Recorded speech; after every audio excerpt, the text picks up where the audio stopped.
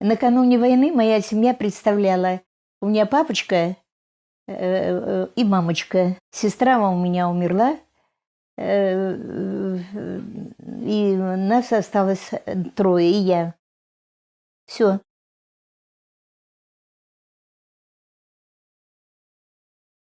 Первый день войны начался.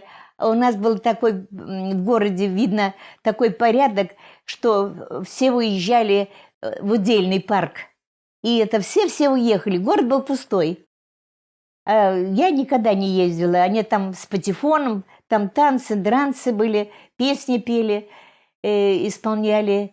И, в общем, там они находились, и женщина идет по парку и кричит: что вы здесь веселитесь, когда война, уже немец половина России заняла, вы здесь танцуете, пляшете, поете. Они как дернули все, там как раз кольцо было трамвая, они все побежали на трамвай, там драка уже, бивка, все, почти что, говорит, все оставляли там. А у меня денег не было, я не могла бежать в магазины, а там, смотрю, все суетятся по магазинам, у нас кругом магазины были.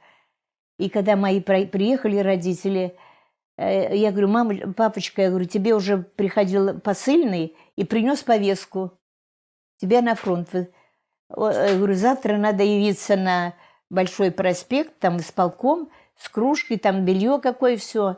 И мамочка все ему готовила. Но он все равно побежал в этот же день, пошел.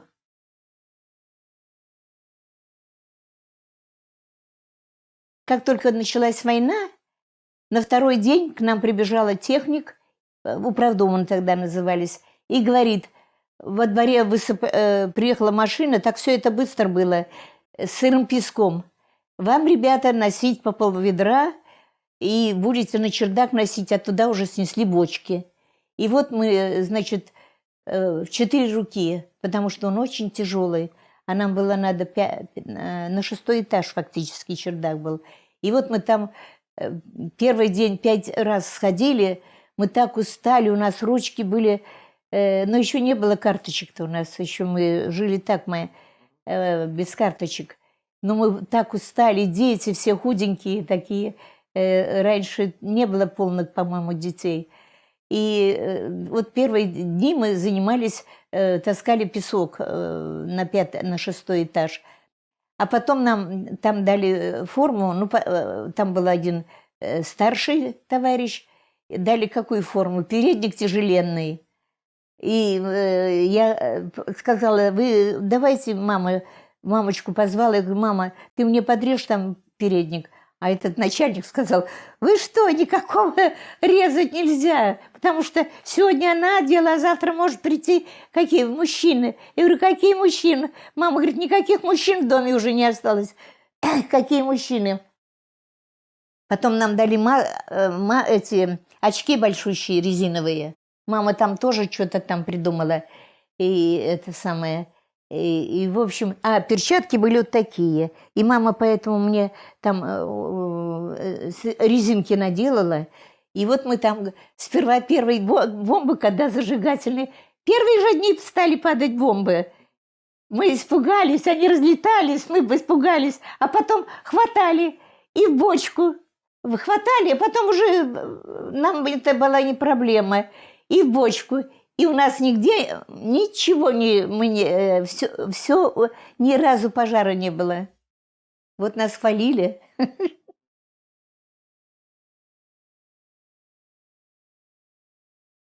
В 1942 году у нас упала на задний двор фугасная бомба. Ну, значит, там флигель уничтожен был, а бомба не разорвалась. А вы знаете, она длиной какой была? 1,25 метра. Сантиметров. Ну, это я так примерно говорю, потому что, когда приехали эти солдаты там забирать, говорят: ой, а техник наша пришла в правдом и говорит: ребята, собирайтесь, Паша, ты тоже иди помогай, надо откапывать эту бомбу, а то там большая дыра получилась, ямка. Почему-то мама моя сказала: а зачем нам откапывать-то, пусть она лежит, надо ее закопать, да и все. Она говорит: ты что, она взорвется, тогда все здесь взлетим. И вот мы все лопаточками копали вокруг. Она говорит: Только вот эти края, ни там, ничего не дотрагивайтесь. Ну, мы выкопали, копали, а потом машина приехала. Приехала солдат, наверное, 5-6 солдат. И они говорят: о, как вы нам освободили.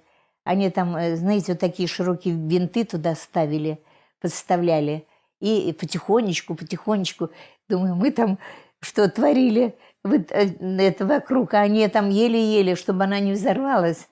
И вот загрузили, машина, наверное, была 3-тонкая или 5-тонкая, я не могу сказать. И вот увезли эту бомбу.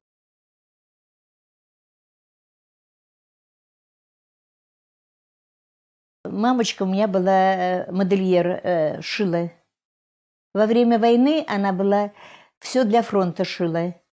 Шила она эти сперва гимнастерки, у них там было уже организовано такие, видно, все ателье были закрыты, и у них была на Скороходовой. И вот мы с мамочкой через мост ходили с саночками туда, на Скороход, за вещами. Нам давали, ну, мамочки там давали какое-то 400 или 200 или 300, но я не помню уже, гимнастерок, и надо было шить. И я ей помогала, там что могла, я ей помогала. А потом она сказала: я уже не в состоянии, эти большие, дайте мне перчатки. И мы по 1000 перчаток возили с ней, представьте себе. Я работала, что ей что помогала, это самое, там 2 пальчика было в этих рукавичках. Одни с внутренней стороны байковые, да тоненькие, а здесь была такая, как плащевая ткань, чтобы рукавички не мокли, ручки у солдат не мокли.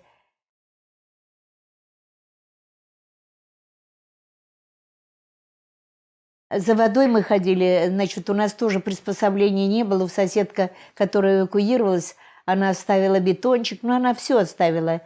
И вот мы брали у нее бетон, а у нас чайник. Потом мама на кастрюлю такую сделала, как ремень, это самое, 2,5 литров у нас она была.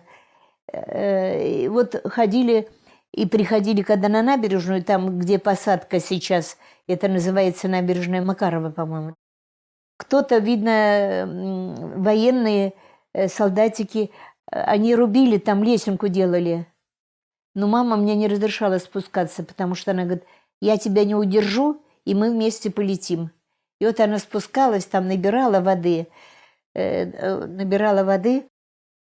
и приносила, и я ее ждала. Она опять, пока набрала, пока мы идем, это из кастрюли плескалась. Сколько? Был страшный же морозы, страшные, это я так сейчас говорю. Было страшные морозы.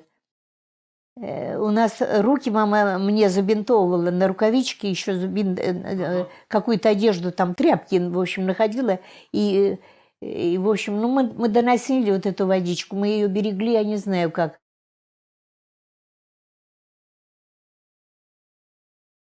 Первое время мама ходила за хлебом, а потом, когда у нее ножки отекли, обувать нечего было, она до войны такая была немножко модница, и носила, тогда были очень модно фетровые сапожки такие. Вот ей фетровые сапожки не лезли, ничего не лезло, и я вынуждена ходить. Вот она меня сопровождала, одевала. А зимой было страшные морозы. Мужчины приходили закутанные ноги одеялами. И здесь вместо шапки тоже на шапке одеяло. Все, что могли, одевали, потому что мы стояли, приходили 5:30, 30 минут надо было стоять, и пока это там по несколько человек пускали, не могли впускать, потому что хлеб с весов выхватывали, и мужчины особенно, и в рот сразу клали. Ну, что там кусочек, 250 грамм, он же еще сырой был. И поэтому по 5 человек впускали или по 6. И, в общем, вот я отоваривалась, клала мне мама заставляла, давали тряпочки, тогда же не было пакетов, ничего. Тряпочки давала, заворачивала я там и под пальто, и муфту держала, и чтобы у меня там не украли. Но у меня ни разу не украли, а у мамочки выхватывали дважды хлеб. Она приходила, плакала, вся заплаканная, и, в общем, мы оставались голодными.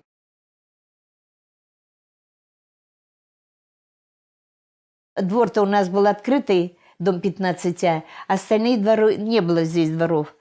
И вот это наш единственный двор, туда ночью приносили или таскали туда мертвецов.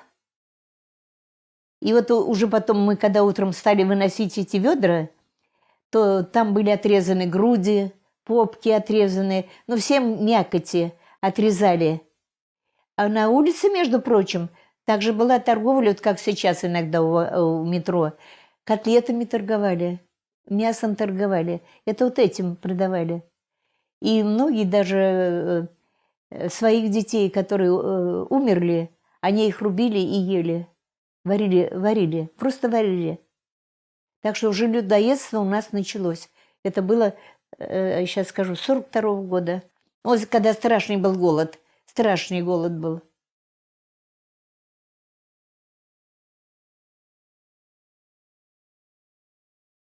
В 42-м году, в начале 43-го, прибежала эта наша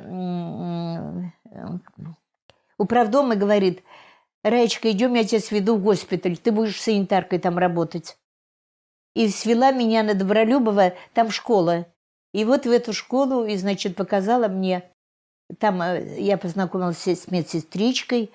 Она говорит: «Ой, какая ты худенькая, и тебе 12 лет?» А я говорю: «Да».